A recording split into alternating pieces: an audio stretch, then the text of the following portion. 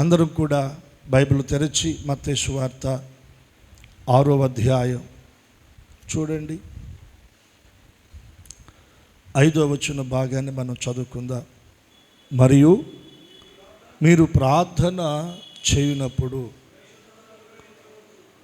వేషధారుల వలె ఉండవద్దు, మనుషులకు కనబడవలనని సమాజ మందిరములోను వీధుల మూలల్లోనూ నిలిచి ప్రార్థన చేయుట వారికి ఇష్టం.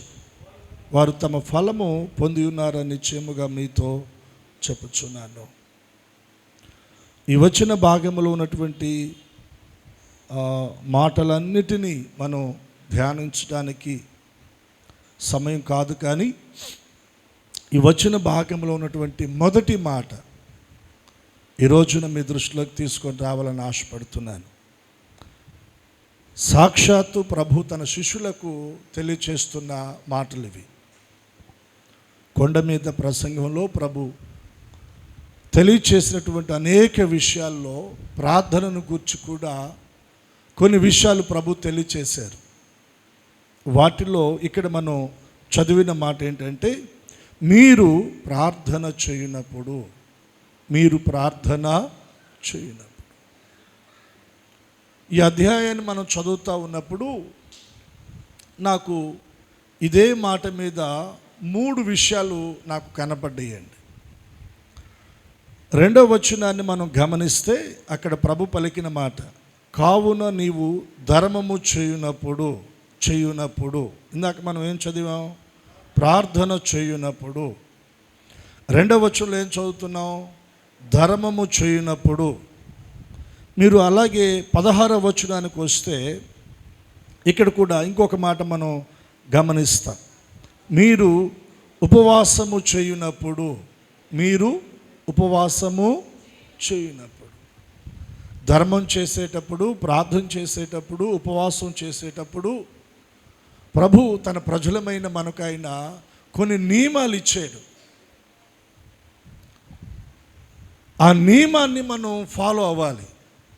మన ఇష్టం వచ్చినట్టుగా మనం వెళ్ళకూడదు. నువ్వు ధర్మము చేయనప్పుడు, ధర్మము ఎలా చేయాలో ప్రభు అక్కడ మనకు తెలియచేశాడు. 2వది, నువ్వు ప్రార్థన చేయనప్పుడు, అంటే మనం ఎలా ప్రార్థన చేసుకోవాలో ప్రభు మనకు అక్కడ తెలియచేస్తూ ఉన్నాడు.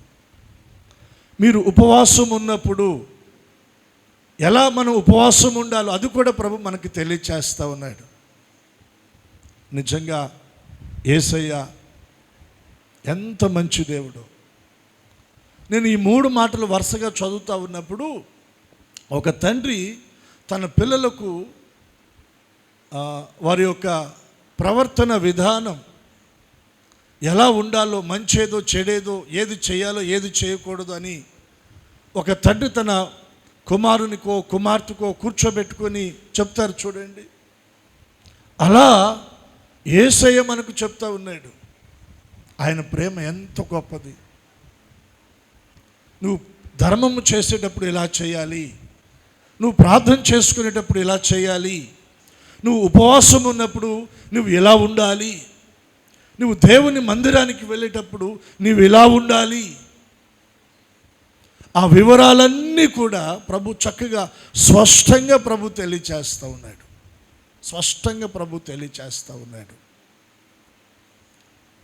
ఈ రోజున మనం ప్రార్థన ఎలా చేయాలో ఒక 2-3 విషయాలు మనం దేవుని సన్నిధిలో మనం నేర్చుకుందాం. ప్రభు చెప్పిన మాట ఏంటి చెప్పండి? మరియు మీరు ప్రార్థన చేయనప్పుడు. ఖచ్చితంగా మనం ప్రార్థన చేసుకోవాలి. ప్రార్థన అనుభవాన్ని మనం కలిగి ఉండాలి. ప్రార్థించే వారంగా మనం ఉండాలి. దీనికి మాదిరి ఎవరంటే మన ప్రభు అయిన యేసుక్రీస్తు వారి. ఇంకెవరో మనకు అక్కర్లా. మీకు పాస్టర్ గారు అక్కర్లా, పాస్టర్ గారు మీకు అక్కర్లా, నాకు మీరు అక్కర్లా. అంటే నన్ను చూసి మీరు ప్రార్థన నేర్చుకోవసరంలా, మిమ్మల్ని చూసి నేను ప్రార్థన నేర్చుకోవసరంలా. మనమందరం ఎవరిని చూసి ప్రార్థన నేర్చుకోవాలి? ఆయన ఎప్పుడు ప్రార్థన చేశాడు? పెందల కడ లేచి ఇంకా చీకటిగా ఉండగానే ఆయన ప్రార్థన చేయడానికి ఒలీవల కొండకు ఆయన వెళ్ళాడు. ప్రార్థన చేయటం యందు ఆయన రాత్రి గడిపెను.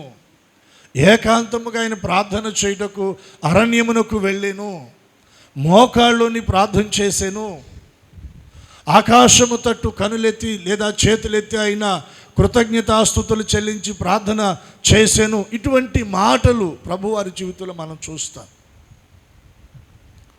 ఖచ్చితంగా మనం కూడా ప్రార్థన అనుభవాన్ని మనం కలిగి ఉండాలి. దైవజనుడైన పౌలు గారు ఏమంటాడంటే, మీకు యుక్తంగా ఎలా ప్రార్థన చేయాలో తెలియదు, కాబట్టి పరిశుద్ధాత్మ దేవుడు మీలోనికి వచ్చి మీరు ఎలా ప్రార్థన చేయాలో ఆయన మీకు నేర్పిస్తాడని చెప్పాడు. ఎవరు నేర్పిస్తారంట? కొంచెం గట్టిగా చెప్పండి. పరిశుద్ధాత్మ దేవుడు మనకు ప్రార్థన నేర్పిస్తాడు. మనం మోకరిల్లి చేతులు జోడించి లేదా చేతులు ఆకాశము తట్టెత్తి, పరిశుద్ధాత్మ తండ్రి నాలోనికి వచ్చి నాకు ప్రార్థన నేర్పించాయి అంటే, ఆయన మనలోనికి వచ్చి మనం ఎలా ప్రార్థన చేయాలో మనకు నేర్పిస్తాడు. చెప్పనాసఖ్యము కానీ మూలుగులతో ఆత్మ తానే మీ పక్షమై విజ్ఞాపన చేయించును. ఎవరు? ఆత్మ తానే ఎవరి పక్షమై? మన పక్షమై మూలుగులతో ఆయన విజ్ఞాపన చేయిస్తాడంట. ఈ రోజున లేదా మన ముందున్నటువంటి దినాలు లేదా సంపూర్ణ ఉపవాస ప్రార్థన కూడికలు 3 దినాల్లో పరిశుద్ధాత్మ మనలో ఉండి మన ద్వారా చెప్పనాసఖ్యము కాని మూలుగులతో ఆయనే మన పక్షమై విజ్ఞాపన చేయించునుగాక. విజ్ఞాపన ఆత్మతో మనం నింపబడుదుముగాక. ప్రార్థన ఆత్మతో మనము నింపబడుదుముగాక. ప్రార్థన ద్వారా గొప్ప కార్యాలు మనం చూచుదుముగాక. గొప్ప విజయాన్ని మనం పొందుదుముగాక. సమాధానాన్ని మనం పొందుదుముగాక. మన కుటుంబాల్లో ఉన్న శాపము నుండి విడుదల పొందుదుముగాక. అసమాధాన పరిస్థితుల నుండి విడుదల పొందుదుముగాక. ప్రార్థనకు అసాధ్యమైనది ఏది కూడా లేదండి. ఓ భక్తుడు అన్నాడు, మన మోకాళ్ళంట నేలను తాకితే మన కొరకు పరలోకపు వాకిళ్ళు తెరవబడతాయి అంట. చప్పట్లు కొట్టి దేవుని నామాన్ని కనపడతాం. ప్రార్థించడానికి మన మోకాళ్ళు నేలను తాకగలిగితే పరలోకపు వాకిళ్ళు తెరవబడతాయండి. ప్రార్థనకు అంత శక్తి ఉంది. ప్రార్థన ద్వారా దేవుని సన్నిధిలో గొప్ప కార్యాలు మనం చూడగలం. అద్భుతాలను మనం చూడగలం.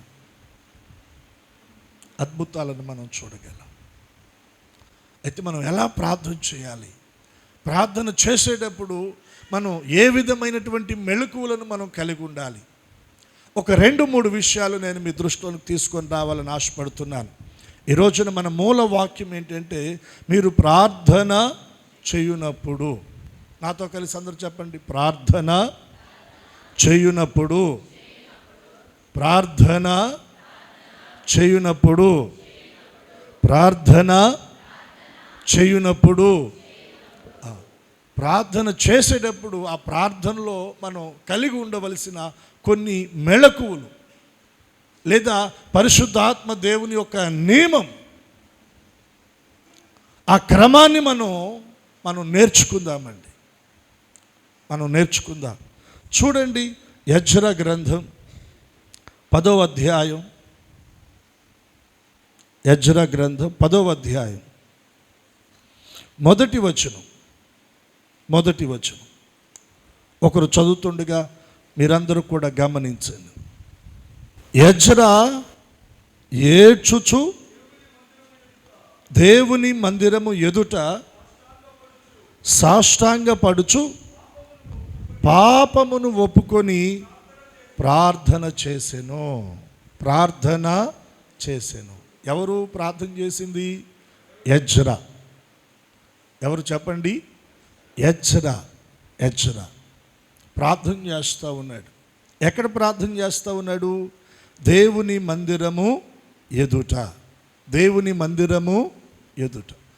దేవుని మందిరములో, దేవుని సన్నిధిలో, దేవుని పరిశుద్ధ ఆలయమునందు ఎజ్రా ప్రార్థన చేస్తూ ఉన్నాడు, మందిరము ఎదుట ప్రార్థన చేస్తూ ఉన్నాడు. తన ముందున్న పరిస్థితులను బట్టి అతడు దేవుని మందిరము ఎదుట సాష్టాంగపడ్డాడంటే అండి. ఏడుస్తూ ఉన్నాడు, కన్నీరు విడుస్తూ ఉన్నాడు, రోదిస్తూ ఉన్నాడు, గుండెలు అవిసేటట్లుగా రోదిస్తూ కన్నీరు విడుస్తున్నాడు. దేవుని మందిరం ఎదుట సాష్టాంగపడి ఏడ్చుచు అతడు ప్రార్థన చేస్తూ ఉన్నాడంట. అక్కడ నాకు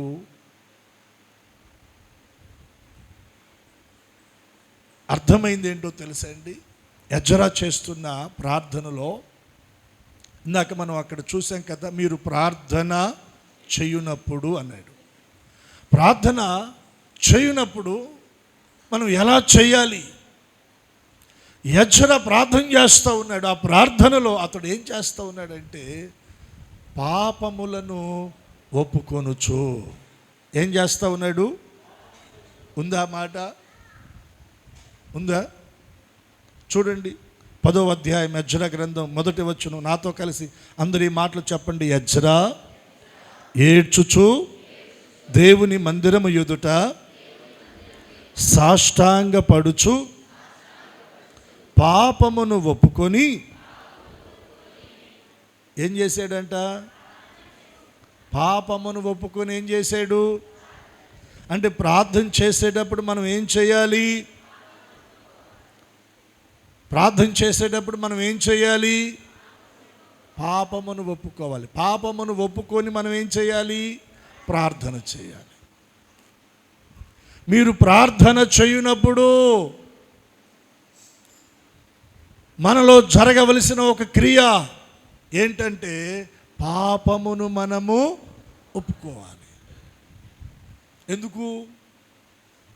కీర్తన గ్రంథం 66వ అధ్యాయం 18వ వచనాన్ని మీరు గమనించండి. కీర్తన గ్రంథం 66వ అధ్యాయం 18వ వచనం. నా హృదయములో నేను పాపమును లక్ష్యము చేసిన ఎడల ప్రభువు నా మనవి అంటే మన ప్రార్థన దేవుడు వినాలి. మన ప్రార్థన దేవుని చెవులలోనికి జొచ్చుకొని వెళ్ళాలి. మన ప్రార్థన ఆయన సముఖములో జ్ఞాపకార్థముగా నిలిచి ఉండాలి. మన ప్రార్థన ఒక ధూమము వలె ఆయన సముఖములోనికి చేర్చబడాలి. మన ప్రార్థన ఆయన సింహాసనాన్ని కదిలించాలి. అటువంటి శక్తివంతమైన ప్రార్థన, మన ప్రార్థన మారాలి అంటే మన ప్రార్థనలో ఏముండాలి? పాపమును ఒప్పుకునే అనుభవం మన ప్రార్థనలో ఉండాలి. ఒప్పుకోకపోతే ఏమైంది పాస్టర్ గారు అంటే, భక్తుడైన దావీదు, కీర్తనకారుడైన దావీదు అంటున్నాడు, నా హృదయములో నేను పాపమును లక్ష్యము చేసిన ఎడల దేవుడు నా మనవి ఉంచుకుంటే కాదండి, అసలు దాని మీద మన దృష్టి పెట్టినా కూడా దేవుడు మన మనవిని, అర్థమైందా మీకు ఆ మాట? 66వ కీర్తన 18వ వచనం మరొకసారి మీరు చూడండి, అందరూ బైబిల్ తెరిచి. ఏమంటున్నాడు ఇక్కడ? ఏమంటున్నాడు? ఎవరో హృదయంలో కాదు, నా హృదయము, ప్రార్థన చేసుకునే నా హృదయము, నా హృదయములో నేను పాపమును లక్ష్యము చేసిన ఎడల, లేదా నా హృదయంలో పాపమును నేను ఉంచుకొనిన ఎడల, పాపమునకు నేను చోటిచ్చిన ఎడల, పాపములో ఉండి ఒకవేళ నేను ప్రార్థన చేసిన ఎడల దేవుడు నా ప్రార్థనను వినడు. మీరు ప్రార్థన చేయనప్పుడని ప్రభు పలుకుతూ ఉన్నాడు. ఏం చేయాలి ప్రార్థన చేసేటప్పుడు? ఎజ్రా ఏం చేశాడు? దేవుని మందిరము ఎదుట సాష్టాంగపడి ఏడ్చుచు తన పాపము తన ఇంటి వారి పాపము, తన స్వజనులు, తన రక్త సంబంధికులు, తన దేశ ప్రజలు, తన జాతి ప్రజల పాపమును ఒప్పుకొని అతడు ప్రార్థన చేశాడంటండి. ప్రార్థన చేశాడు. వాస్తవానికి అక్కడ ఏ పాపము చేయలే.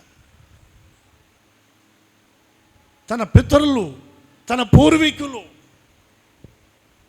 తన జాతి ప్రజలు చేసిన పాపము, దేవునికి విరోధంగా వారు జీవించిన జీవితాలను బట్టి దేవుని ఉగ్రత వారి మీదకు వచ్చింది. దాని నుండి దేవుని కనికరాన్ని పొందుకోవడానికి అజ్రా ఏం చేస్తూ ఉన్నాడంటే పాపమును ఒప్పుకొనుచు ప్రార్థన చేస్తూ ఉన్నాడు. ఎందుకు ఒప్పుకోవాలంటే పాపము మన హృదయంలో మనం లక్ష్యము చేస్తే దేవుడు మన ప్రార్థనను వినడు. ఇంకొక మాట నేను మీకు జ్ఞాపకం చేస్తాను. యెషయా గ్రంథం 59వ అధ్యాయం చూడండి, మొదటి వచనం. ఎంతమంది బైబిల్ కలిగి ఉన్నారు? బైబిల్ కలిగిన వారందరూ మీరు బైబిల్ తెరవండి. అందరూ మీరు బైబిల్ తెరవాలి. నేను అందరిని గమనిస్తూ ఉన్నాను. స్కూల్లో మాస్టర్ గారు చక్కగా సబ్జెక్ట్ చెప్తున్నప్పుడు పిల్లలు ఏం చేయాలి? రాసుకోవాలి, వాటిని గమనించాలి. అప్పుడే అవి వారి హృదయంలోనికి వెళతాయి. వాటి వలన భవిష్యత్తులో ప్రయోజనం ఉంటుంది. ఈరోజు ఉదయం నేను ఒక కొటేషన్ చదివానండి. మరి ఇటువంటి మీరు చదువుతారో చదవరో నాకు అర్థం కాదు, కానీ దేవుని మందిరమునకు ఆలస్యముగా వెళ్ళువారు, దేవుని మందిరమునకు ఆలస్యముగా వెళ్ళువారు. దాని తర్వాత ఏముందో తెలుసా? ఆసుపత్రికి ఆలస్యంగా వెళ్ళినటువంటి వారు కొందరు మృతి చెందిన వారు ఉన్నారంట. అంటే వైద్యం నిమిత్తమై వెళ్ళవలసిన సమయానికి వెళ్లకుండా ఆలస్యంగా వెళ్ళారనుకోండి ఆసుపత్రికి, ఏమవుతారు? చనిపోతారు. వారితో సమానము అని కింద వ్రాసాడు. అర్థమైంది ఈ మాట? అర్థమైతే ఒకసారి స్తోత్రం చెప్పండి.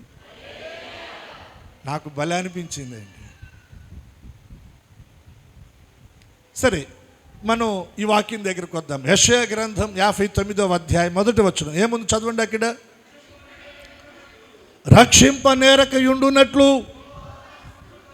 యెహోవా హస్తము కొరచ కాలేదు. నా దేవుని హస్తము నిన్ను రక్షించడానికి, లేదా నీకు సహాయము చేయడానికి, నిన్ను ఆదుకొనడానికి, నిన్ను బలపరచడానికి, పడిన గుంటలో నుండి నిన్ను పైకి తీయడానికి నా దేవుని హస్తము కొరచ కాలేదు. ఆయన హస్తము చాలా పెద్దదండి. రక్షింపనేరకయుండునట్లు యెహోవా హస్తము కొరచ కాలేదు, విననేరకయుండునట్లు ఆయన చెవులు మందంగా లేవు. నువ్వు ప్రార్థన చేస్తే ఆయన వినగలడు. ఆయనకు చెవుడు లేదు, స్పష్టంగా వినగలడు. చిన్నగా ప్రార్థన చేసిన, కొంచెం పెద్దగా, ఇంకా కొంచెం పెద్దగా, ఒకవేళ పెదవులు కూడా కదిలించకుండా అంతరంగములో నీవు మూలిగిన హన్నా వలె అంతరంగంలో వేదన పడుతూ నువ్వు ప్రార్థన చేసుకున్నా ఆ ప్రార్థన కూడా ఆయన వినగలడు. ఆయన చెవులు మందంగా లేవు, విననేరకయుండునట్లు ఆయన చెవులు మందంగా లేవు. మరి ఏం జరుగుతుంది? మీ దోషములు మీకును మీ దేవునికి,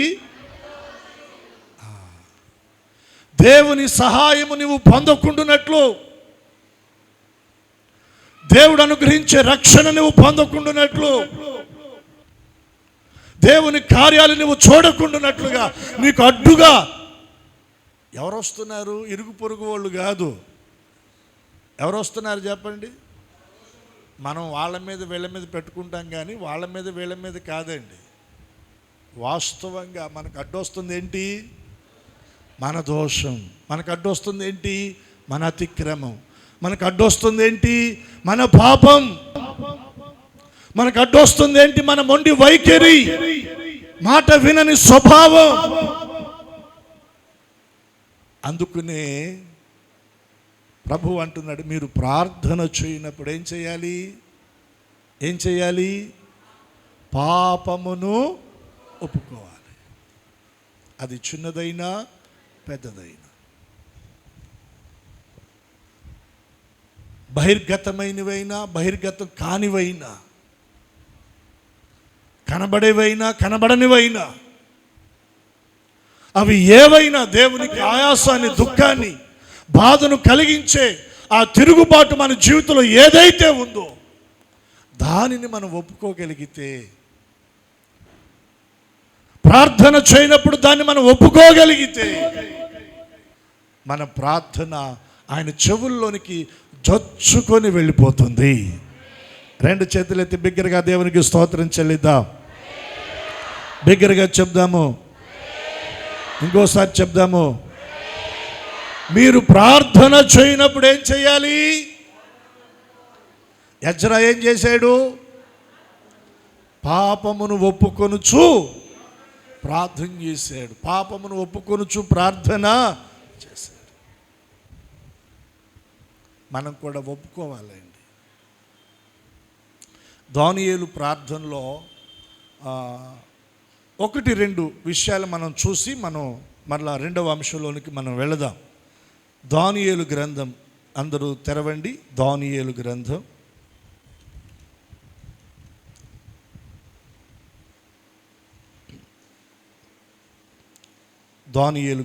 అందరూ బైబిల్ తెరవండి. 9వ అధ్యాయం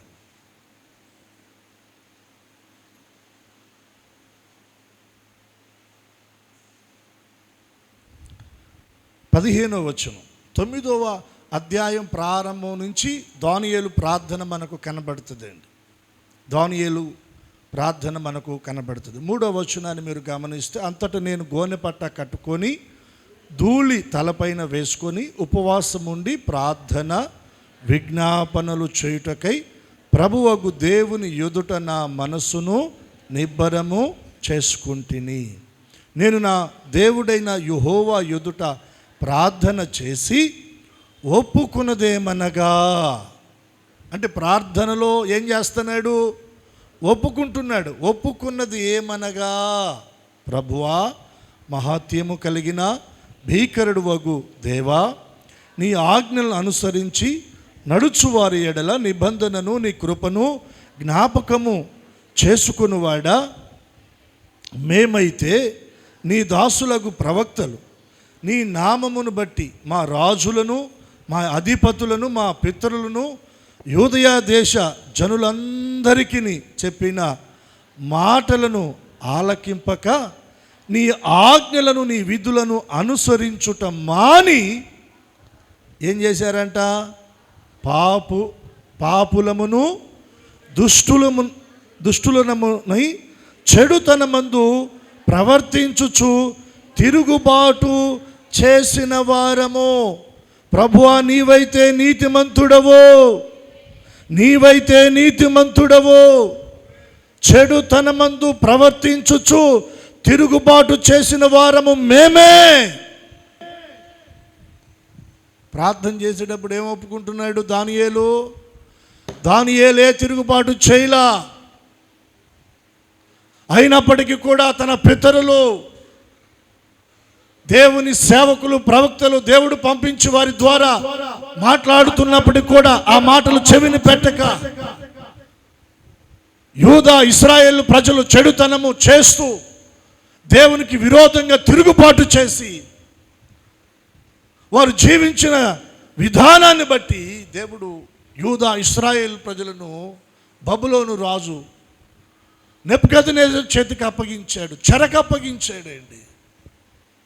అయితే ఇప్పుడు ఆ తిరుగుబాటును, ఆ చెడుతనాన్ని దానియేలు ఏం చేస్తూ ఉన్నాడు? దేవుని దగ్గర ఒప్పుకుంటున్నాడు. 15వ వచనం చూడండి. ప్రభువా, మా దేవా, నీవు నీ బాహుబలము వలన నీ జనమును ఐగుప్తులో నుండి రప్పించుట వలన ఇప్పటి వరకు నీ నామమునకు ఘనత తెచ్చుకొంటివి.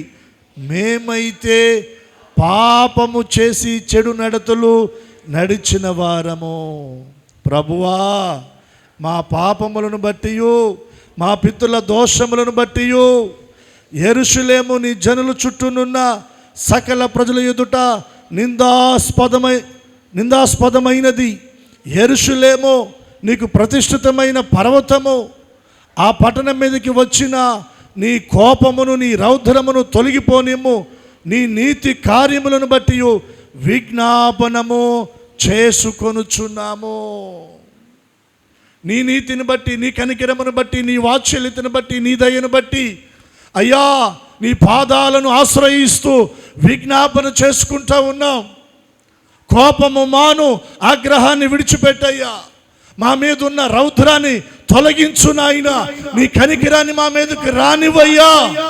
మేము చెడు నడతలు నడిచిన వారము అని దానియేలు తన ప్రార్థనలో ఏం చేస్తూ ఉన్నాడు? పాపమును ఒప్పుకుంటూ ఉన్నాడు. ఏం చేస్తూ ఉన్నాడు చెప్పండి? ఇంకా కొంచెం లోతుగా నేను మిమ్మల్ని తీసుకుని వెళ్తాను. అబీగయేలు దావీదు పంపించినటువంటి పనివారు అబీగయేలుని కలిశారా? కలవరు. ఎవరిని కలిశారు? అబీగయేలు భర్త నాబాలును కలిస్తే నాబాలు మూర్ఖంగా మాట్లాడి వారిని తిట్టి పంపించేశాడు. దానిని బట్టి దావీదుకు కోపం వచ్చి దావీదు తన పరివారంతో నాబాలు ఇంటి మీదకి వస్తూ ఉన్నాడు. ఈ విషయాన్ని పనివారి ద్వారా తెలుసుకున్న అబీగయేలు దావీదును ఎదుర్కొనడానికి కొంతమంది పని వాళ్ళను తీసుకొని, కొంత కానుక, కొన్ని ఆహార పదార్థాలు తీసుకొని దావీదును ఎదుర్కొని, దావీదును కనుగొని దావీదు ఎదుట సాగిలపడి అబీగయేలు ఏమని చెప్పిందో తెలుసా? నా ఏలినవాడా, ఈ దోషము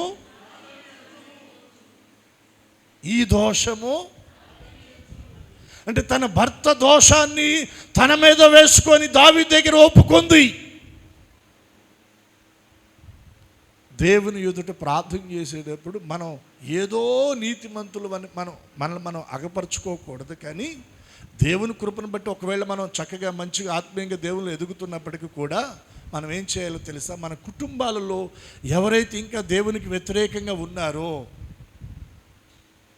తిరుగుబాటు చేస్తూ ఉన్నారో, చెడు నడత నడుస్తున్నారో, దేవునికి దుఃఖాన్ని కలిగిస్తున్నారో, దేవునికి ఆయాసాన్ని కలిగిస్తున్నారో, వారి దోషమును కూడా నీవు నీ మీద వేసుకొని ప్రార్థనలో దేవుని దగ్గర నువ్వు ఒప్పుకోవాలి.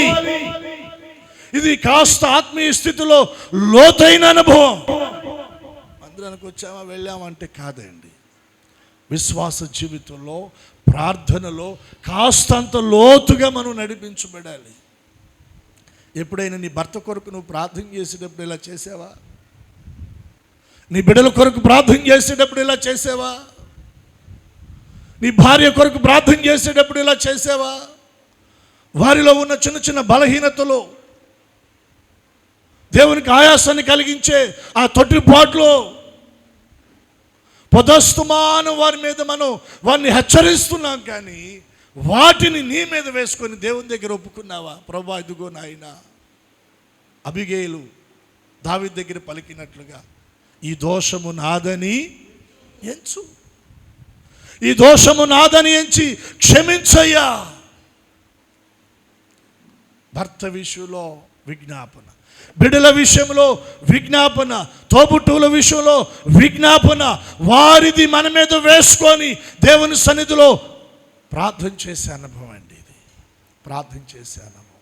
మీరు ప్రార్థన చేయునప్పుడు యేసయ్యా మీకు వందనాలయ్యా, దీవించయ్యా, దీవించయ్యా, దీవించయ్యా, యేసు నామములో అడుగుచున్నా, ఆమేన్. ఏంది మనం చేసే ప్రార్థన?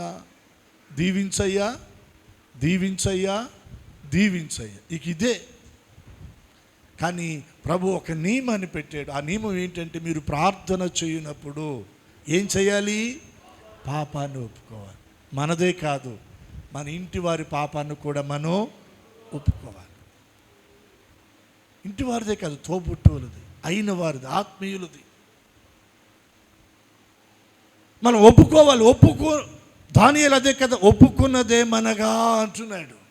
ఒప్పుకున్నదేమనగా ఒప్పుకొని ప్రార్థన చేస్తూ ఉన్నాడు. ప్రార్థనలో పాపమును ఒప్పుకునే అనుభవం ఉండాలి. ఎంత కన్నీరు కార్చినా, ఎంత రోధించినా, ఎంత మొరపెట్టినా, అంగలార్చిన, గుండెలు బాదుకున్నా, ఆ ఏడుపులో, ఆ కన్నీటిలో, ఆ గుండెలు బాదుకునే విధానములో, ఆ అంగలార్చే విధానములో పాపమును ఒప్పుకునే ఆ స్థితి లేకపోతే ఆ కన్నీరు వృధా, ఆ అంగలార్పు వృధా, ఆ ఏడుపు వృధా. దాని వలన ప్రయోజనం లేదండి, దాని వలన ప్రయోజనం లేదు. నీ ఏడుపులో, నీ కన్నీటిలో ఏముండాలంటే పాపమును ఒప్పుకునే ఆ ఒప్పుకోలు ఉండాలి. ఒప్పుకోలు ఉండాలి. ఎక్కడ పడిపోయామో, ఎక్కడ తొట్టిల్లిపోయామో, ఎక్కడ కాని మాట పలికామో, ఎక్కడ తొందరపడ్డామో, ఎక్కడ చూపు వంకరగా వెళ్ళిందో, అయ్యా నన్ను క్షమించు, నన్ను క్షమించు, నన్ను క్షమించని మనం ఒప్పుకోగలిగితే, నేను అంటాను, మన ప్రార్థన ఆకాశ గగనాలను చీల్చుకొని పరమందున్న సింహాసనాసీనుడైన ఆ మహాదేవుని చెవులలోనికి జొచ్చుకొని వెళ్ళిపోతుందండి. ఆయన సింహాసనాన్ని కదిలిస్తుంది. దావీదంటాడు, ఇదిగో మేఘవాహనుడై ఆయన వచ్చుచున్నాడు, నీ కొరకై జలరాశులలో నుండి నిన్ను పైకి తీయడానికి, అగాధపు ఊపిలో నుండి నిన్ను పైకి తీయడానికి, నిన్ను ఆదుకొనడానికి, నీకు సహాయము చేయడానికి, నిన్ను బలపరచడానికి మేఘవాహనుడై ఆయన వచ్చుచున్నాడు. ఆయన నీ కొరకు కదిలించబడాలి అంటే నీ ప్రార్థనలో ఏముండాలి? ఒప్పుకోవాలి. కప్పుకోవటం కాదు. ఏముందిలేండి, ఎవరు చూశారులేండి, ఎవరో చూడరు. ఎవరు చూస్తారు? ఆకాశం అందున్న దేవుడు చూస్తున్నాడు. ఆయన మన మాట వింటున్నాడు. మన ప్రవర్తన కూడా ఆయన చూస్తున్నాడు. ఈ ఆదివారం ఈ ప్రార్థనలో కొంచెం మనం లోతుగా దేవుని సన్నిధిలో మనం ఎదుగుదముగాక. నీ మటుకు నువ్వు ప్రార్థన కాదండి, నీ భర్త కోసం, నీ బిడ్డల కోసం, నీ తోబుట్టుల కోసం, వారి తిరుగుబాటు దేవుని దగ్గర నువ్వు ఒప్పుకొని ప్రార్థన చేయాలి. వారి చెడుతనం నువ్వు ఒప్పుకొని ప్రార్థన చేయాలి. చాలామంది ఉంటారు, ఈ మాట వింటలేదండి, వీడు పిల్లోడు మాట వాడు వింటలేదు, వాడి కోసం మనం వాడి దోషాన్ని మనం ఒప్పుకొని మనం దేవుని దగ్గర ప్రార్థన చేయాలి. ఈ అనుభవంలోనికి మనం వెళ్ళాలి.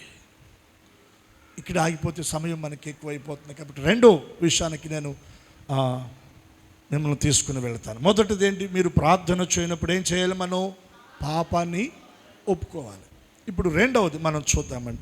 మార్కు సువార్త 11వ అధ్యాయం చూడండి. మార్కు సువార్త 11వ అధ్యాయం 24వ వచనం. మార్కు సువార్త 11వ అధ్యాయం 24వ వచనం. ఇది ప్రభు పలికిన మాట అండి. ఏమంటున్నాడు ఇక్కడ? ప్రార్థన, చెప్పండి అందరూ, ప్రార్థన ప్రార్థన మీరు అడుగుచున్న వాటినెల్లను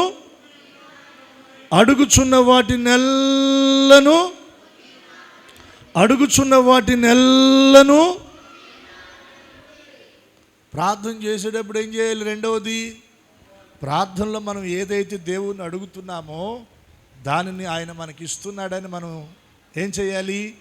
నమ్మాలి. ప్రార్థనలో రెండవది ఏముండాలి? నమ్మకం ఉండాలి. ఆచారంగా ప్రార్థన చేయకూడదు.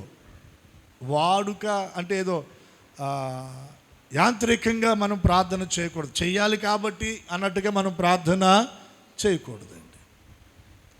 ప్రభు అంటున్నాడు, నువ్వు ప్రార్థన చేయనప్పుడు వేటినైతే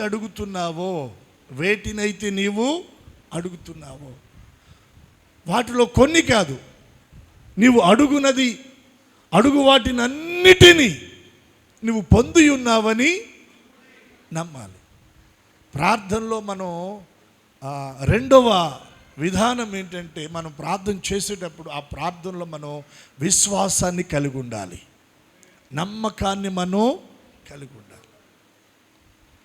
నమ్మితే మనం దేనినైతే ప్రార్థన చేస్తున్నామో దాన్ని మనం నమ్మితే ఖచ్చితంగా దేవుడు మనకి ఇస్తాడండి. ఎంతమంది ఒప్పుకుంటారు ఈ మాట? బిగ్గరగా స్తోత్రం చెప్పండి. కొంచెం ఆలస్యం అవ్వచ్చేమో, కొద్దిగా ఆలస్యం అవ్వచ్చేమో, కానీ దేవుడు ఖచ్చితంగా తన ఘనకార్యాన్ని ప్రభు చేస్తాడండి. ఆయన నమ్మదగిన దేవుడు అండి. మన ప్రార్థనలు ఆలకించి, మన ప్రార్థనలకు ప్రత్యుత్తరం ఇచ్చి, మన ద్వారా ఆయన తన నామానికి మహిమను తెచ్చుకునే దేవుడు ఆయన. అసలు మనం ప్రార్థనే చేయకపోతే పొందగలమా? ఏనాడు బ్యాంకుకి వెళ్ళి ఒక 100 రూపాయలు మన అకౌంట్లో వేయం.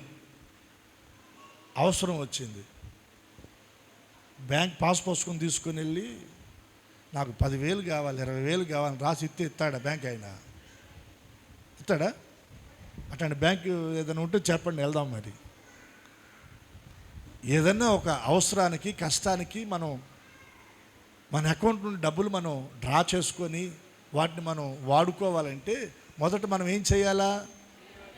వేయాలా?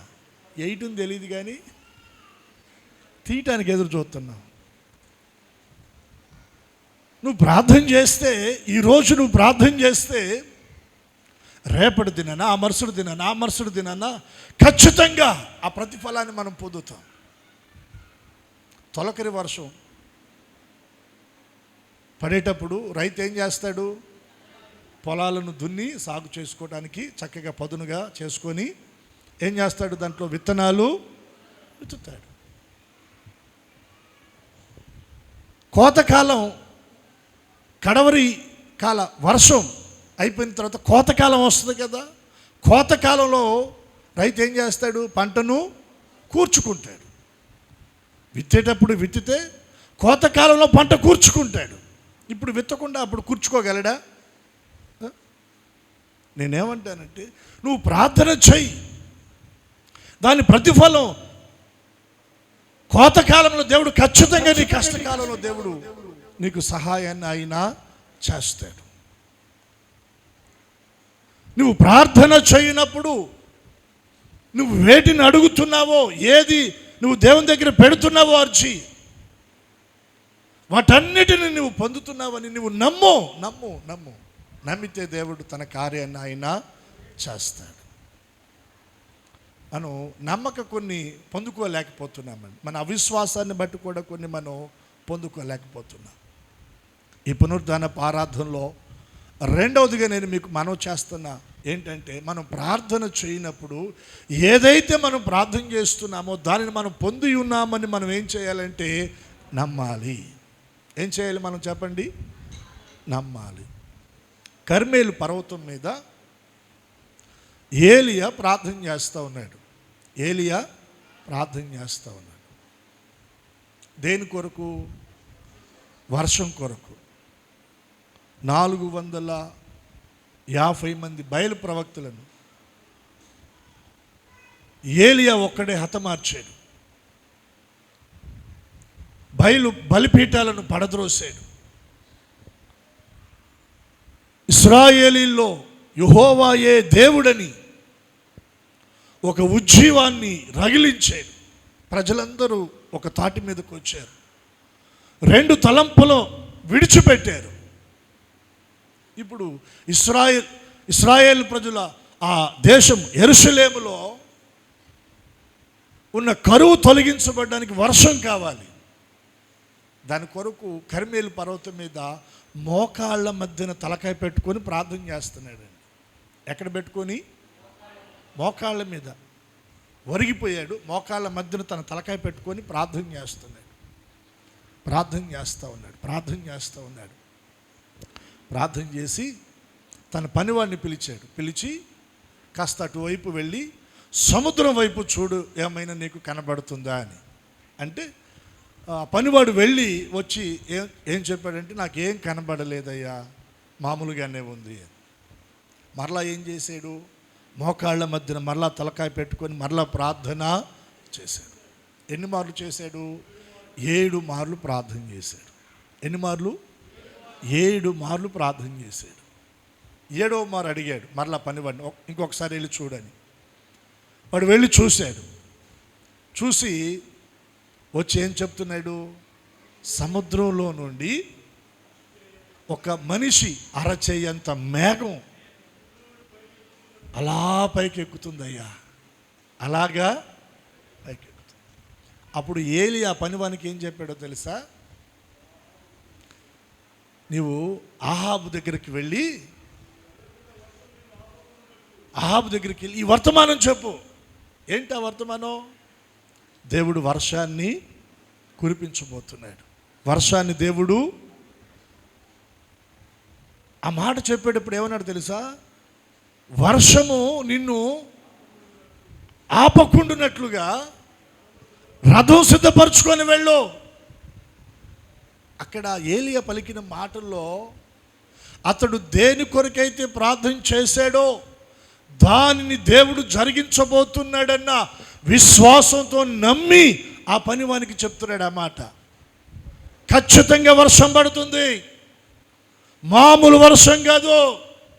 3.5 సంవత్సరాలు యెరూషలేములో ఉన్న కరువు తొలగిపోయేటట్లుగా, భూమి ఫలించున్నట్లుగా కొండపోత వర్షాన్ని దేవుడు కురిపించబోతా ఉన్నాడు. అది నిన్ను ఆపిద్ది. కాబట్టి నువ్వు త్వరగా వెళ్ళడానికి నువ్వు రథం కట్టుకొని వెళ్ళని చెప్పి ఆ పని వారికి చెప్తా ఉన్నాడండి.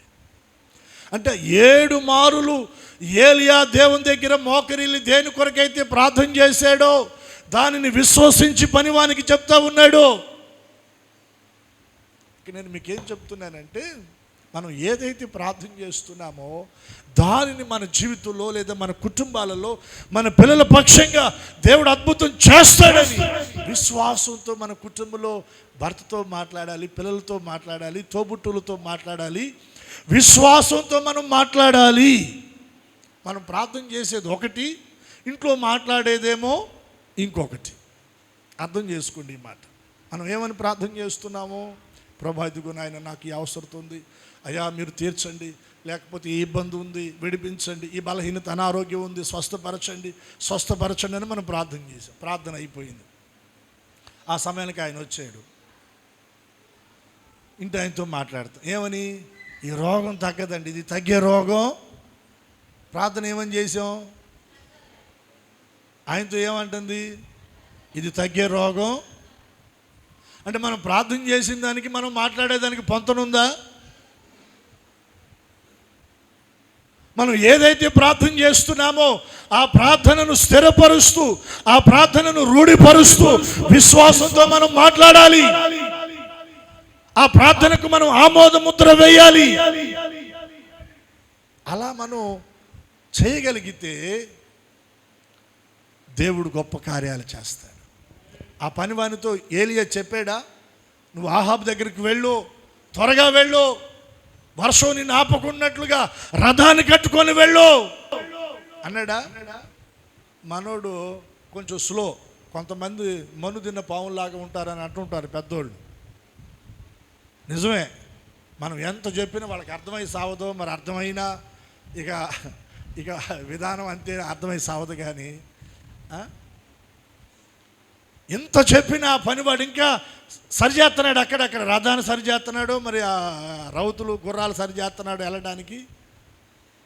ఏలియా నడుం బిగించుకొని వాడికంటే ముందే వెళ్ళిపోయాడంట. ఎవరి దగ్గరికి? ఎందుకని? వర్షం వస్తుంది అంటే. ఏలియా అడుగుల్లో విశ్వాసం ఉంది, ఏలియా పరుగులో విశ్వాసం ఉంది. తను దేని కొరకైతే ప్రార్థన చేశాడో దానిని దేవుడు పంపించబోతా ఉన్నాడు. ఆకాశము తెరవబడబోతా ఉంది, మబ్బులు కమ్మబోతా ఉన్నాయి, కొండపోత వర్షము యెరూషలేము మీద కురవబోతా ఉంది. తను ప్రార్థన చేసిన దాన్ని విశ్వసిస్తున్నాడు, దానికి తగినట్టుగా అతడు మాట్లాడుతున్నాడు, దానికి తగినట్లుగా అడుగులు వేస్తూ ఉన్నాడు, దానికి తగినట్లుగా ప్రవర్తిస్తూ ఉన్నాడు. మనం ప్రార్థన చేస్తున్నాం కానీ చేసిన ప్రార్థనకు తగినట్లుగా మన మాట ఉంటల్లా, మన ప్రవర్తన ఉంటల్లా, మన తీరు ఉంటల్లా. అందుకనే దేవుని కార్యాలు మనము చూడలేకపోతున్నాం. ప్రేమగా మీకు మనం చేస్తున్నాను, దేవుని దగ్గర ఏదైతే ప్రార్థన చేస్తున్నామో దానిని రూఢిపరుస్తూ మాట్లాడదాం. ప్రార్థన చేస్తున్నాం మారాలని, మారడు అనద్దు, మారతాడు అని అందాం. దేవునికి స్తోత్ర. దైవజనులు పాల్ యాంగ్చో గారు దక్షిణ కొరియా దేశాన్నే రక్షించాడు. దేవుని వైపు ఒక దేశాన్ని తిప్పేశాడండి ఆయన. దక్షిణ కొరియా, ఉత్తర కొరియా చూడండి, అక్కడ అసలు మనకి క్రైస్తవ్యం కనబడదు. దక్షిణ కొరియా వస్తే మొత్తం క్రైస్తవులే. ఆదివారం బ్యాంకులు పనిచేస్తాయంట. దేని కొరకు? ఆ చర్చికి వచ్చేవాళ్ళు కానుకలు వేస్తారు కదా, ఆ ట్రాన్స్లేషన్స్ జరగడం కోసం ఆదివారం బ్యాంకులు పనిచేస్తాయంట. ఆ దేశాన్ని పరిపాలిస్తున్న అధిపతులు ఎవరైనా ఏదైనా ఒక బలమైన నిర్ణయం తీసుకోవాలంటే ఆయన బ్రతికి ఉన్న దినాలలో పాల్ యాంగ్చో గారి దగ్గరికి వచ్చి ఆయన దగ్గరికి చెప్పి ఆయన సలహా తీసుకొని ఆయన చేత ప్రార్థన చేయించుకొని వారు ఆ నిర్ణయాలు తీసుకునేవాళ్ళు అంట. అంతగా ఒక దేశాన్ని దేవుని వైపు తిప్పేశాడు ఆయన. 10 లక్షల మంది ఆదివారం ఆరాధనకి వెళ్తారండి. వెళ్ళే మార్గంలో వారు కారు కానీ లేకపోతే ఏదైనా వెహికల్ వెళ్ళే మార్గంలో ఎక్కడైనా కొంచెం ట్రాఫిక్ జామ్ అయిందనుకోండి, వాహనాన్ని అక్కడ వదిలిపెట్టి బైబిల్ తీసుకొని పరిగెత్తుకుంటూ వెళ్ళిపోతారంట. చర్చికి ఆలస్యం అవ్వకూడదు. ఆ వాహనం ట్రాఫిక్ పోలీసు వాళ్ళు పక్కన పెట్టి ఫైన్ వేస్తే ఫైన్ కట్టడానికైనా ఇష్టపడతారు, కానీ చర్చికి ఆలస్యంగా వెళ్ళడానికి ఇష్టపడరంట. అర్థమైతే ఒకసారి స్తోత్రం చెప్పండి. ఏందంటావు ఇప్పుడు? అయితే పాస్టర్ గారు చెప్పు. వాళ్ళు అంతే, మేము ఇంతే. ఎవరు కాదన్నారు? వాళ్ళు అందుకుని ఉన్నతంగా వెళ్ళిపోతూ ఉన్నారు. మనమేమో దేవునికి మనం ఎంత ప్రాధాన్యత ఇస్తే దేవుడు మనకంత ప్రాధాన్యత, మనం ఎంత నిర్లక్ష్య పెడితే దేవుడు కూడా అంత నిర్లక్ష్య. ఏదైతే విత్తుతామో అదే పంటను మనం మోసపోకుడి దేవుడు వెక్కిరింపబడడు.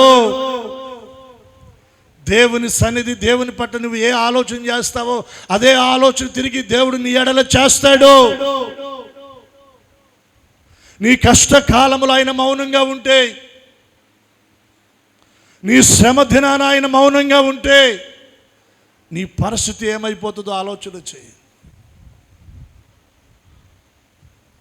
ఆయన చెప్పిన మాట ఏంటంటే, పాల్ యాంగ్చో గారు, మనం ప్రార్థన చేసేటప్పుడు మనం ఊహించుకోవాలంట.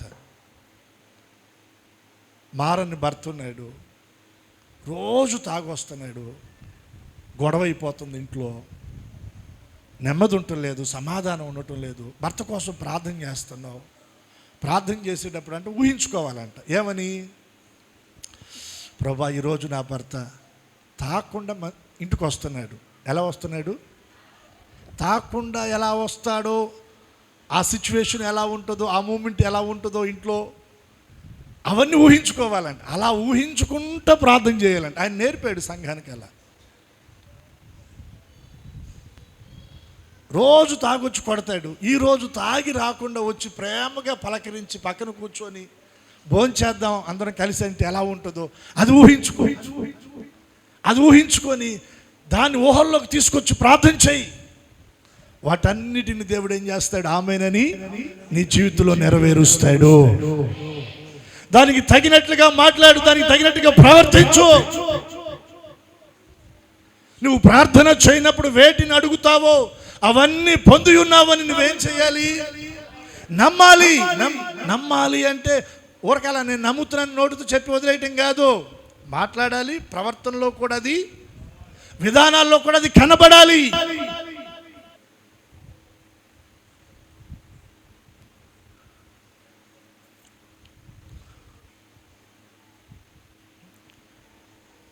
చాలా కాలం క్రిందట పాస్టర్ గారు చెప్పిన విషయం గుర్తొస్తూ ఉందండి. ఒక ఆయనకి కొద్దిగా అప్పులు ఉన్నాయంట. 1 ఎకరం పొలం ఉంది. ఎకరం పొలం అమ్మేసేసి ఆ బాకీలన్నీ కట్టేసాడంట. ఇంకా డబ్బులు మిగిలి ఉన్నాయి. ప్రార్థన చేసుకుంటా ఉన్నాడంట. ఒక ఆదివారం ప్రార్థన చేసుకొని మందిరానికి వచ్చాడంట. ప్రభువా, ఈరోజు నువ్వు నాతో మాట్లాడితే మిగిలిన డబ్బులు ఎక్కడైనా ఇన్వెస్ట్మెంట్ చేస్తాను, నేను మరి వ్యాపారం చేయాలా లేకపోతే ఇంకోటి ఏదైనా చేయాలా, నువ్వు నాతో మాట్లాడు ప్రభువా అని ప్రార్థన చేసుకున్నాడంట. ప్రార్థన చేసుకుంటే దేవుడు ఆ ఆదివారం దేవుని సేవకుల్లో నుంచి, వాక్యంలో నుంచి ఆయనతో దేవుడు మాట్లాడాడంట. ఆ మిగిలిన డబ్బులు కొంచెం దూరంలో ఒక 4 ఎకరాలు పొలం కొన్నాడంట. ఎంత? అదంతా బీడంట, నీటి వసతి లేదు. గతంలో ఆ ప్రాంతంలో ఇంచుమించుగా 150-200 అడుగులు బోరు నీటి కోసం వేసినా కూడా నీళ్లు పడలేదంట. దానికి ఇంకా లోతుగా వెళితే ఉప్పు నీళ్లు పడ్డాయి కానీ మంచినీళ్ళు పడలేదంట. అక్కడ వ్యవసాయానికి ఆ భూమి ఏది కూడా అనుకూలంగా లేదు, నీటి సదుపాయం లేదు. అయితే ప్రార్థన చేసుకుంటూ ఉంటుంటే దేవుడిచ్చిన ఆలోచన బట్టి ఆదివారం దేవుని సేవకుడు వాక్యం ద్వారా మాట్లాడుతూ ఉన్నప్పుడు దేవుడు తన మనస్సాక్షితో దేవుడు మాట్లాడాడంట. అదిగో పలానా ఏరియాలో ఒక 4 ఎకరాల పొలం, ఆ మిగిలిన డబ్బులతో అక్కడ పొలం కొనుక్కో అని. వెళ్ళి విచారిస్తే అదంతా దేనికి పనికిరాని భూమి అని తేలిపోయింది. మళ్ళీ ఇంటికి వచ్చి ఏంటి నాయన అని ప్రార్థన చేస్తే ప్రభు అన్నాడంట, నేను అద్భుతం చేస్తాను అని ప్రభు మాట్లాడాడంట. ఒక 3 రోజులు ఉపవాసం ఉండి ప్రార్థన చేసుకున్నాడంట. ప్రభువా, నీకు అసాధ్యమైనది ఏది కూడా. ఆయన ఒక వాక్యాన్ని బేస్ చేసుకున్నాడంట. ఏంటంటే, అరణ్యంలో నీవు త్రోవను కలగ చేస్తావు, ఎడారిలో చెప్పాలి, ఎడారిలో నీటి ఓటలను ఉబక చేస్తావు. ఎడారిలో నీటి ఓటలు ఉంటాయా? ఉండవు కదా. కానీ వాక్యంలో ఏముంది? ఎడారిలో నీటి ఓటలను. ఆదివారం నేను అదే నీతో మాట్లాడింది అని దేవుడు అన్నాడంట. వెంటనే నమ్మేశాడు. నమ్మేసి తన భార్య బంగారం అమ్మేసి బోరు వేయడానికి పని ప్రారంభించాడు. ప్రార్థన చేయడానికి పాస్టర్ గారిని పిలిచాడంట. తీసుకెళ్ళి ఆ బీడు పొలాల్లో ఆ లోనే తీసుకెళ్ళి ఆ బోర్ వేయించే కాడ పాస్టర్ గారి చేత ప్రార్థన చేపిస్తూ ఉంటుంటే పాస్టర్ గారికి కూడా మైండ్ పోయిందంట. అప్పులై ఉన్న ఎకరం పొలం అమ్ముకున్నాడు. ఆ కాసిన డబ్బులు ఏడన్నా మంచి చోట తీసుకెళ్ళి పెట్టుబడి పెడితే బాగుండు కదా, తీసుకొచ్చి ఎక్కడ పెట్టేడింది, రేపు ఈ నీళ్లు పడకపోతే ఇక్కడ ఈ పొలం పండకపోతే అసలు వీళ్ళ పరిస్థితి ఏంటి అని ఆయన వేదన పడుతూ ఉన్నాడంట. వేదన పడి పిలిచి అడిగాడంట ఆయన్ని. పాస్టర్ గారు అడిగితే ఆయన అంటాడంట, పాస్టర్ గారండి, మీరు మొన్న వాక్యం చెప్తా ఎడారిలో నీటి ఓటలను ఉబకు చేయవాడు ఆయన అని మీరు వాక్యం చెప్పారు కదా. నేను ప్రార్థన చేసుకుంటుంటే దేవుడు అదే వాక్యాన్ని నా ముందు పెట్టి నాతో మాట్లాడి నన్ను బలపరిచాడు. నేను ప్రార్థన చేశాను, ప్రభు మాట్లాడాను, నేను నమ్ముతున్నాను. ఇక్కడ జీవజల నది ఓటను ప్రభు పుట్టిస్తాడు. మీరు ప్రార్థన చేయండి, నూనెసి ప్రార్థన చేయండి పాస్టర్ గారు అంటే, సరే ఇక పాస్టర్ గారు కూడా కొంచెం ధైర్యం తెచ్చుకొని ప్రార్థన చేసి నూనె వేసారు. ఆ బోరోడు స్టార్ట్ చేశారంటండి. ఇంచుమించుగా 200 అడుగు లోతు పైకి వెళ్ళిందంట, కానీ నీళ్ళేం పడలేదంట. ఆడకి వెళ్ళిన తర్వాత ఒక సట్టులాగా ఒక రాయి అడ్డం పడ్డట్టుగా అనిపిస్తే వాళ్ళు అన్నారంట, అయ్యా నీళ్లు పడలేదు, అక్కడేదో పెద్ద బండ ఉన్నట్టుంది, పోటలేదంటే, అయితే అయిందండి, ఇంకొక ప్రయత్నం చేయండి అని అన్నాడు. చేయండి అంటే మళ్ళా వాళ్ళు 1 గంట మళ్ళా కష్టపడి ఆ 200 అడుగు లోతులో ఉన్న అక్కడ తగిలిన బండను సొరేసేదానికి ఆ మిషన్లు బాగా బలంగా పంపిస్తే ఆ సొరేసిందంటే అండి, ఆ బండ కింద నుండి ఒక నీటి ఊట అలా తన్నుకుంటా పైకి వచ్చిందండి. తన్నుకుంటా వచ్చిందండి.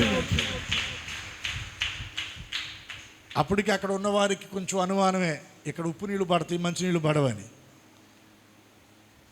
గబుక్కున అక్కడ ఉన్నటువంటి ఒక అతను అసలు ఏ నీళ్ళు అని టెస్ట్ చేద్దామని చెప్పి అలా పట్టుకుని నోట్లో వేసుకుంటే తీయగా ఉన్నాయి అంటే ఆశ్చర్యపోయారు అక్కడ ఉన్న వారందరూ.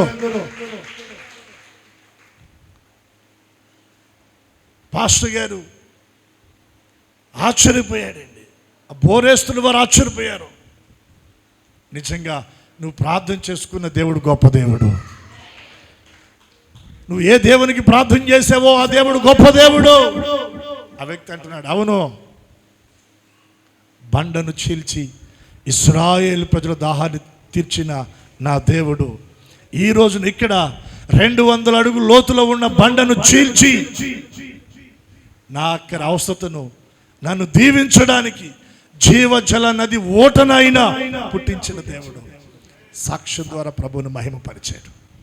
మనం ప్రార్థన చేసి వాటిని పొంది ఉన్నామని నమ్మితే దేవుడు అద్భుతాన్ని చేస్తాడు. 2 చేతులు ఎత్తి బిగ్గరగా దేవునికి స్తోత్రం చెప్పండి. మీరు ప్రార్థన చేయనప్పుడు మొదటిది ఏం చేయాలి? మనం పాపాన్ని మనం ఒప్పుకోవాలి. రెండవది ఏం చేయాలి? దేనినైతే మనం అడుగుతున్నామో దాన్ని పొంది ఉన్నామని.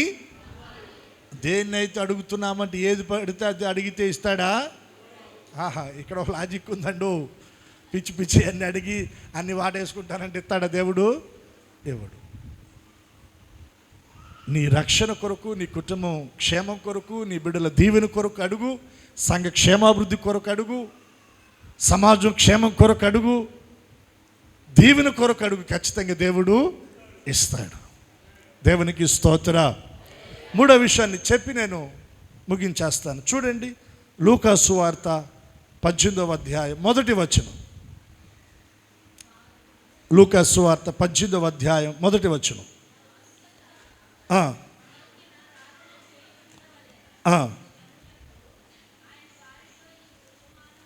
ఆయన వారితో ఈ ఉపమానము చెప్పాను. ఎందుకు చెప్పాడు ఈ ఉపమానం? అది కావాలి. ఎందుకు చెప్పాడు ఆయన? వారు విసుకక నిత్యము ప్రార్థనలో. ఇంకొకటి ఏంటంటే, మనకి విసుకక మనం ప్రార్థన చేయాలి. ప్రార్థనలో విసుక్కోకూడదు. ప్రార్థనలో ఏం చేయకూడదు చెప్పండి?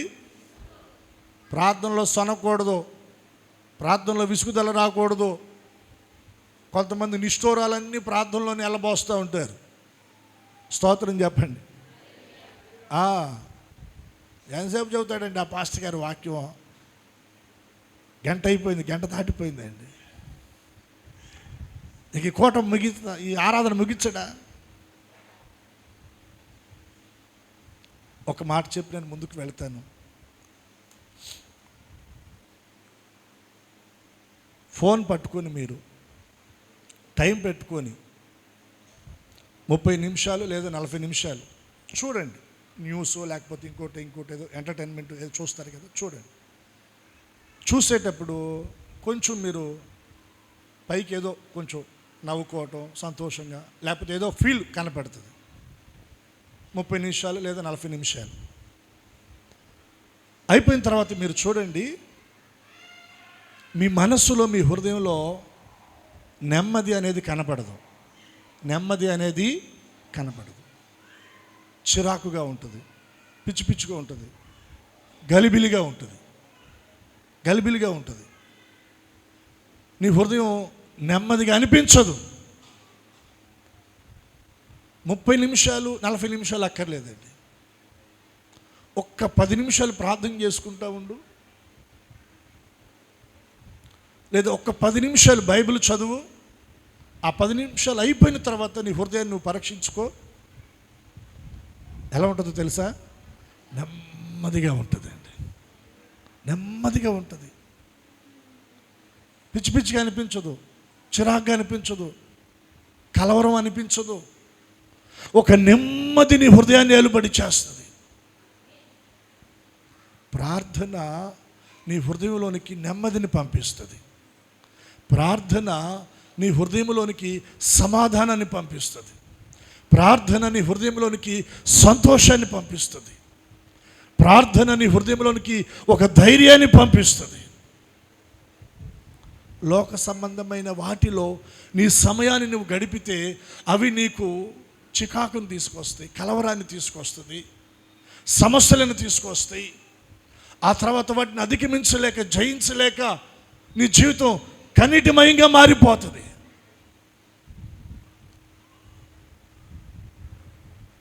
ప్రార్థనకు దగ్గర అవ్వండి, దేవుని వాక్యాన్ని చదువుకోవడానికి దగ్గర అవ్వండి.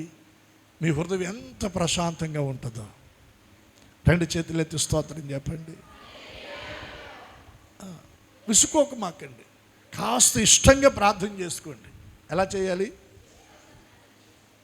ప్రార్థన? ఎలా చేసుకోవాలి?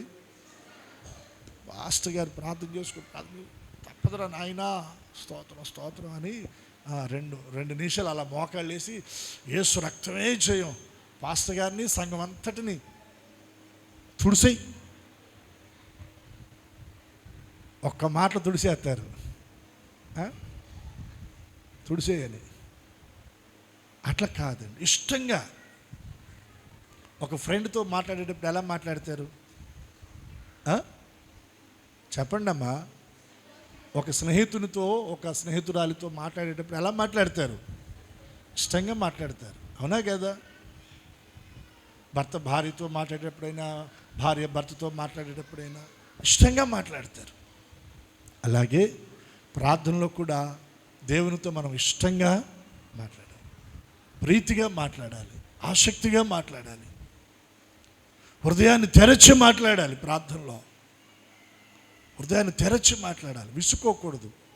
వారు విసుకక నిత్యము ప్రార్థన చేయుచుండవలెనని.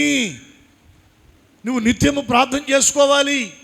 ప్రార్థనలో నువ్వు విసుక్కోకూడదు, ప్రార్థనకి విసుకుదల నీ జీవితంలో రాకూడదని యేసు ప్రభు వారి అవమానాన్ని చెప్పాడు. విసుకోమాకు ప్రార్థన.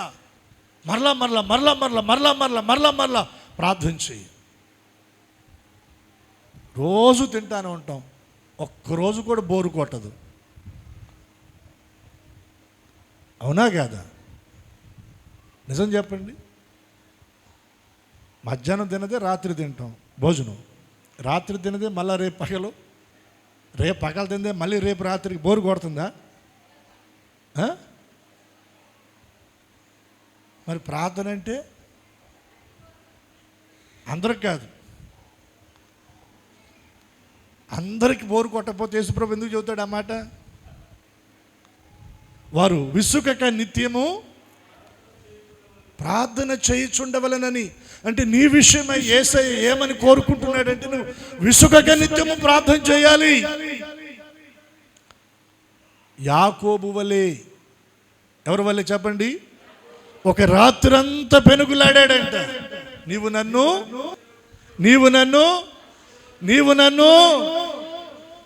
ఒక అరగంట కాదు, ఒక గంట కాదు. కొంతమందికి ముళ్ళ మీద కూర్చున్నట్టు ఉంటుంది ప్రార్థన అంటే. చిరాకు వస్తుందండి నిజంగా.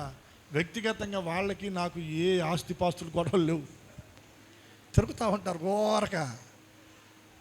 ఎందుకు నాకు ఇక లోన ఉడికిపోతుంది. కానీ కంట్రోల్ కంట్రోల్ కంట్రోల్. కబుక్కున మళ్ళీ ఏదైనా అంటే వాళ్ళు బాధపడతారు, వాళ్ళు బాధపడితే మళ్ళీ నేను బాధపడాలా. ఇది ఒక రోజుతో పోయేది కాదు. స్తోత్రం చెప్పండి.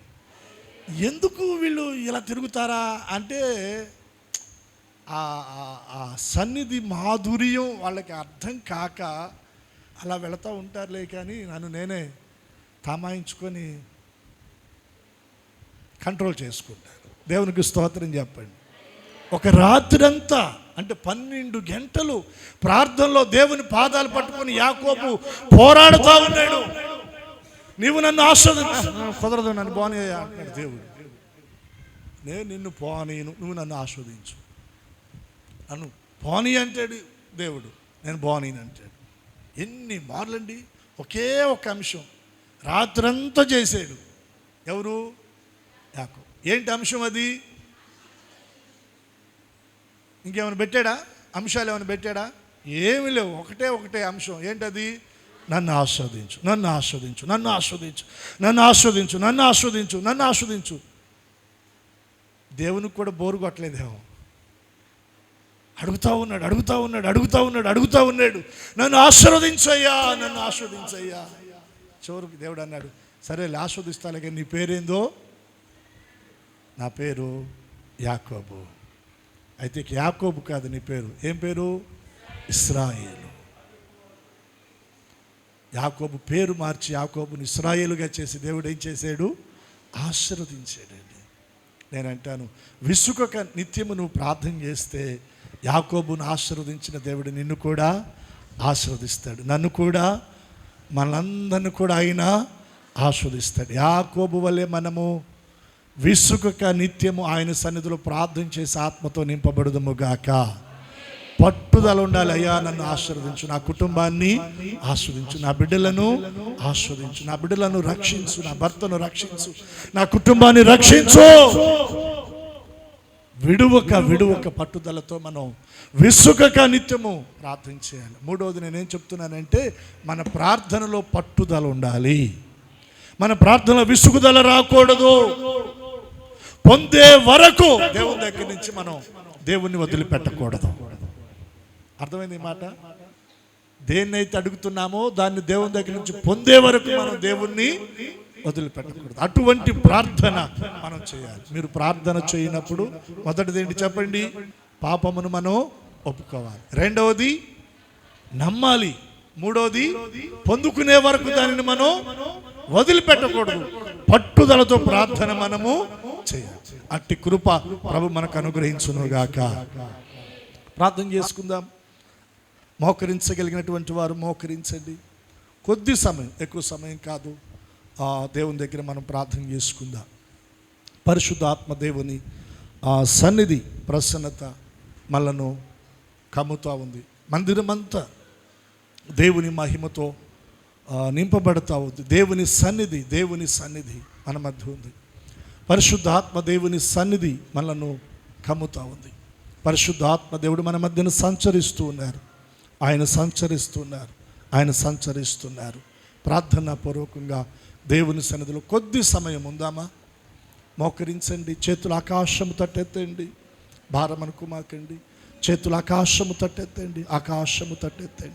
ఆకాశమందు ఆసీనుడైన దేవుని తట్టు మనం చేతులెత్తుతున్నా. మనుషుల వైపు కాదు. నీ అక్కర, నీ అవసరత, నీ సమస్య తొలగిపోవునట్లుగా దేవుని తట్టు చేతులెత్తు నాయన. దేవుని తట్టు చేతులెత్తు తల్లి. దేవుని సహాయాన్ని కోరుకో. ప్రార్థన చేయనప్పుడు మనం ప్రార్థన చేసేవారంగా ఉండాలి. మన మోకాళ్ళు నేలను తాకగలిగితే మన కొరకు ఆకాశపు వాకిళ్ళు తెరవబడుతున్నాయి. పరలోకపు వాకిళ్ళు తెరవబడతా ఉన్నాయి. పరలోక ద్వారాలు తెరవబడతా ఉన్నాయి. మన ప్రార్థన దేవుని చెవుల్లోనికి జొచ్చి వెళ్ళగలిగితే, ఆయన సింహాసనాన్ని కదిలించగలిగితే, ఆయన మేఘవాహనుడై నీ కొరకు వస్తా ఉన్నాడు. నీకు సహాయము చేయడానికి ఆయన హస్తము కొరచ కాలేదు నాయన. ఆయన హస్తము కొరచ కాలేదు తల్లి. నీవు పడిపోయి ఉన్న స్థితి నుండి ఆయన నిన్ను పైకి లేపగలిగిన వాడు, లేవనెత్తగలిగిన వాడు, నీకు సహాయము చేయగలిగిన వాడు, నీ కన్నీటిని తుడవగలిగిన వాడు, నీ దుఃఖాన్ని సంతోషంగా మార్చగలిగిన వాడు, నీ కుటుంబ పరిస్థితులను మార్చగలిగిన వాడు. ఆయనకు అసాధ్యమైనది ఏదీ లేదు. చేతులెత్తేసయ్యా అని బిగ్గరగా అందరం ఒకసారి మొరపెడదామా? అందరము చేతులెత్తి యేసయ్యా అని మొరపెడదామా? దేవుని శక్తి మనల్ని తాకుతా ఉంది. పరిశుద్ధాత్మ దేవుని అభిషేకము మనల్ని తాకుతా ఉంది. విడుదల పొందబోతా ఉన్నాం మనం.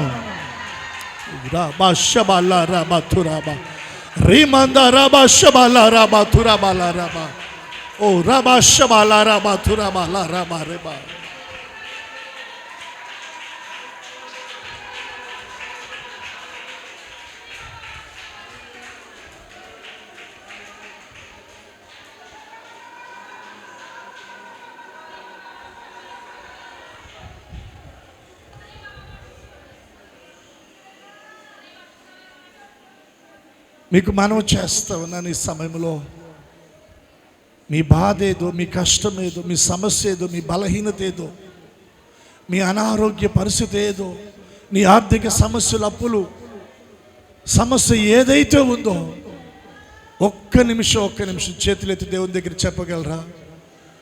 నీ పిల్లల పరిస్థితి ఏదో చెప్పు, నీ భర్త పరిస్థితి ఏదో చెప్పు, నీ కుటుంబ పరిస్థితి ఏదో చెప్పు. నీ చేతులెత్తి దేవుని దగ్గర చెప్పు. దేవుడు నీ మొర వింటా ఉన్నాడు. నీ ప్రార్థన ఆయన చెవుల్లోనికి చొచ్చి వెళుతూ ఉంది. నీ కొరకు ఒక అద్భుతం చేయడానికి ఆయన మన మధ్య ఉన్నాడు. ఆయన మహిమ మనల్ని కమ్ముతా ఉంది. అశ్రద్ధ చేయమాకు, నిర్లక్ష్యంగా ఉండద్దు. చేతులెత్తి ప్రభు దగ్గర అడుగు, ప్రభు దగ్గర చెప్పు, నీ పరిస్థితి ఏదో చెప్పు. రాబా శబాలా రాబా, అయ్యా నా బలహీనత ఇది, అయ్యా నా కష్టం ఇది, అయ్యా నా శ్రమ ఇది, అయ్యా నా అనారోగ్యం ఇది, అయ్యా నా అప్పుల సమస్య ఇది. చెప్పు చెప్పు చెప్పు, ప్రభు దగ్గర చెప్పు. కన్నీరు విడుస్తూ చెప్పు, కన్నీరు విడుస్తూ చెప్పు, నోరు తెరిచి చెప్పు. ప్రభు దగ్గర మొరపెట్టు, మొరపెట్టు, మొరపెట్టు. హల్లెలూయా, థ్యాంక్ యూ జీసస్. హల్లెలూయా, హల్లెలూయా, హల్లెలూయా. పరిశుద్ధాత్ముడా నాయనా మీకు వందనాలు. పరిశుద్ధాత్మ తండ్రి నాయనా మీకు వందనాలు. ఒక్కొక్కరిని మీరు తాకండి అయ్యా, ఒక్కొక్కరిని మీరు తాకండి అయ్యా, ఒక్కొక్కరిని మీరు దర్శించండి అయ్యా, ఒక్కొక్కరిని మీరు తాకండి అయ్యా, ఒక్కొక్కరిని మీరు దర్శించండి అయ్యా. ఒక్కొక్కరి నాయనా మీరు జ్ఞాపకం చేసుకోండి. మా మధ్యన మీరు సంచరిస్తున్నారు, మా మధ్యన మీరు సంచరిస్తున్నారు, మా మధ్యన మీరు సంచరిస్తున్నారు. ప్రభువా మీకు స్తోత్రమయ్యా, స్తోత్రమయ్యా, స్తోత్రమయ్యా, స్తోత్రమయ్యా, స్తోత్రమయ్యా, స్తోత్రమయ్యా, స్తోత్రమయ్యా, స్తోత్రమయ్యా. హల్లెలూయా, హల్లెలూయా. నీ శక్తితో నింపుమయ్యా, నీ ఆత్మను పంపుమయ్యా. అందరము చేతులెత్తి చెప్దామా? నీ శక్తితో నింపుమయ్యా, నీ ఆత్మను పంపుమయ్యా. అందరి స్వరాలు వినబడాలి. కోరుచున్నానయ్యా, చేరువయ్యానయ్యా, కోరుచున్నానయ్యా, చేరువయ్యానయ్యా. నీ శక్తితో నింపుమయ్యా, నీ శక్తితో నింపుమయ్యా. అందరము చెప్దాం. నీ శక్తితో నింపుమయ్యా. ఏకస్వరంతో నీ శక్తితో నింపుమయ్యా. బిగ్గరగా నీ శక్తితో నింపుమయ్యా, నీ శక్తితో నింపుమయ్యా, నీ శక్తితో నింపుమయ్యా. కోరుచున్నానయ్యా,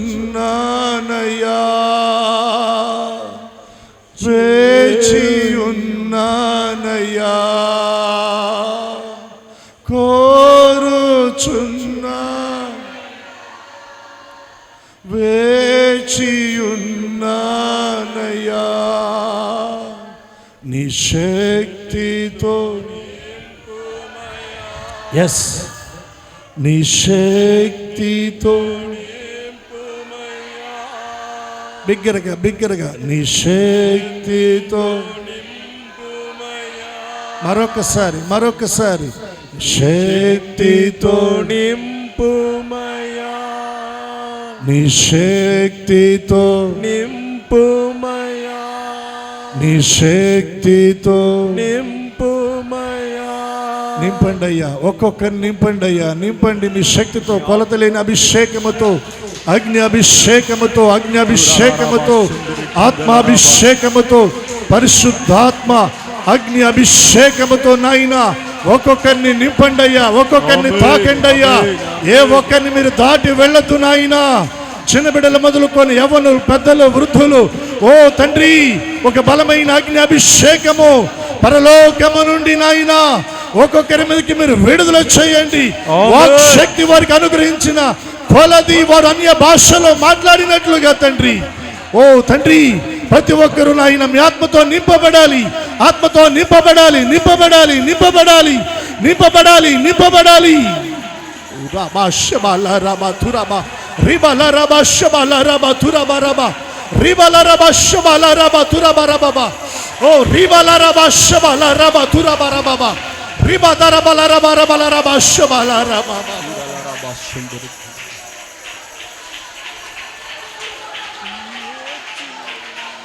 ప్రార్థనాత్మ, విజ్ఞాపనాత్మ, సఖ్యము కాని మూలుగులతో తానే మన పక్షమై విజ్ఞాపన చేయించే ఆత్మ ఆత్మ ఆత్మ ఆత్మ.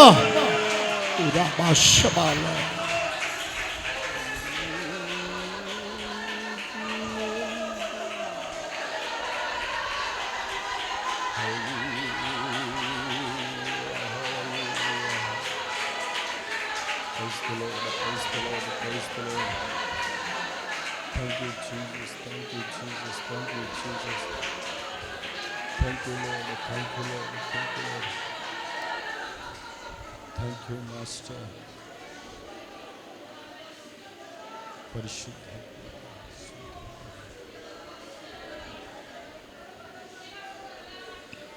పరిశుద్ధాత్ముడా, పరిశుద్ధ తండ్రి, మీకు వందనాలయ్యా, కృతజ్ఞతాస్తుతులు చెల్లిస్తున్నా. ఈ దినాన మందిరములో చేరినటువంటి బిడ్డలందరిని బట్టి మిమ్మల్ని స్తుతిస్తున్నాను. చిన్న బిడ్డలు, యవ్వన బిడ్డలు, పెద్దవారు, వృద్ధులు, స్త్రీ పురుషులందరినీ మీ శక్తితో మీరు నింపారు, మీ ఆత్మతో నింపారు, బలపరిచారు, అభిషేకించారు. మీకు వందనాలు. ప్రార్థనలో నాయనా ఉన్నటువంటి అనుభవాలు మా ముందు నుంచి మాతో మాట్లాడారు. ఈ అనుభవాల్లో మమ్మల్ని స్థిరపరచండి. ప్రార్థన పరులంగా, ప్రార్థన వీరులంగా ప్రార్థించి మీ సన్నిధిలో గొప్ప కార్యాలు చూచేవారంగా మమ్మల్ని దీవించండి, దీవించండి, దీవించండి. లైవ్లో ఆరాధనలో ఏకీభవించిన బిడ్డలందరినీ, వారి కుటుంబాలను దీవించండి. మందిరంలో నిలిచినటువంటి ఆరాధనలో ఏకీభవిస్తున్న ప్రతి ఒక్కరిని దేవుడు దీవించి వారికి పరిపూర్ణ ఆరోగ్యాలను దేవుడు కలగచేయునుగాక. ఆత్మీయంగా బలపరిచి ప్రార్థనలో వారి యొక్క వేరు లోతుగా పారునట్లు దేవుడు స్థిరపరచునుగాక. కుటుంబాల్లో నెమ్మదిని, సమాధానాన్ని, శాంతిని కలగచేయునుగాక. ఆర్థికంగా కుటుంబాలు దీవించబడునుగాక.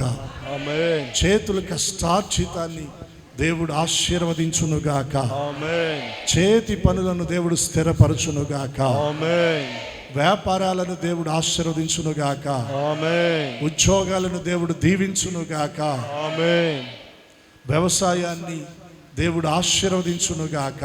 ఆమేన్. మన పిల్లల చదువులను, వారి భవిష్యత్తును దేవుడు దీవించునుగాక. ఆమేన్. కుటుంబాలను దేవుడు ఆశీర్వదించునుగాక. ఆమేన్. యేసు నామమున అడుగుచున్నాము తండ్రి. ఆమేన్. ఆమేన్. అందరూ ఫ్రీగా కూర్చోండి. ఒక్క నిమిషం ఫ్రీగా కూర్చోండి.